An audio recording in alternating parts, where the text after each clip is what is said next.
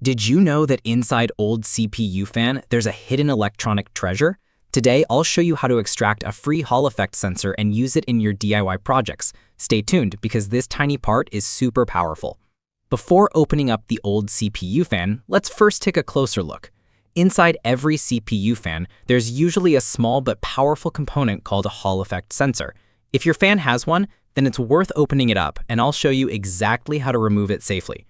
First, carefully peel off the sticker at the back of the CPU fan. This sticker usually covers the main locking mechanism. Underneath it, you'll find a small retaining clip. Gently remove it and the fan blades will come off smoothly without much effort. With the blades removed, we now have access to the main body of the fan. Next, take a cutter or a small precision tool and carefully cut open the casing of the fan. This step requires patience and safety. Always keep your fingers away from the blade and work slowly to avoid any accidents. Once the casing is open, you'll clearly see the internal PCB that controls the fan. Now, look closely at the PCB and you'll notice tiny solder joints that hold the Hall effect sensor in place.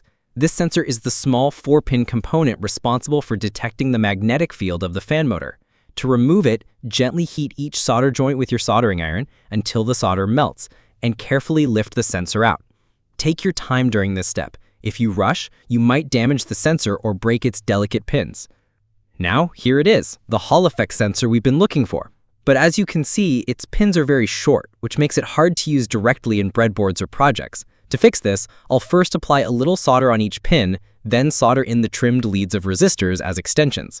After cutting off the excess, the pins are now longer and much easier to use.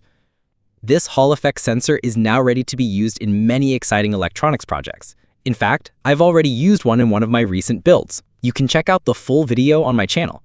Don't forget, old electronics often hide gems like this, so never throw them away without taking a closer look.